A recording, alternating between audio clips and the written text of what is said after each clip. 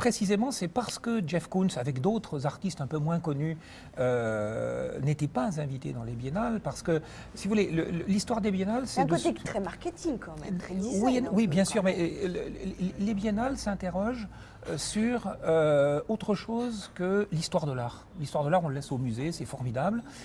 Aujourd'hui, ce sont ces liens avec des images, avec des intentions. Il y a un lien avec la publicité. Jeff Koons, il y a autour de lui une mythologie. C'est l'artiste qui est à peu près le plus cher du monde, donc il est immédiatement suspect. Est-ce qu'il n'y a pas derrière une imposture? On dit qu'il plaît aux nouveaux riches, qu'on le retrouve dans les salons des nouveaux riches. Bien évidemment, c'est plus que les nouveaux riches. Vous avez aussi une grande partie de collectionneurs qui sont évidemment des collectionneurs fortunés, mais les grands collectionneurs du 18e et du 19e qui ont créé tous les musées d'Europe étaient aussi des collectionneurs fortunés.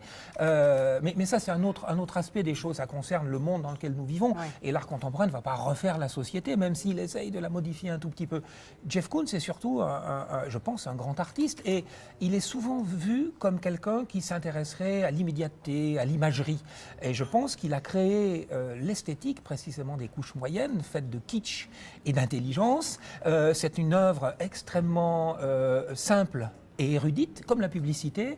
Et là, il développe une esthétique biologique où il reprend des références dans l'histoire de l'art qui peuvent être visibles par quelques spécialistes, qui peuvent être visibles aussi par tout le monde. Je crois qu'on a affaire à un grand artiste. L'idée, c'est de l'associer avec des très jeunes.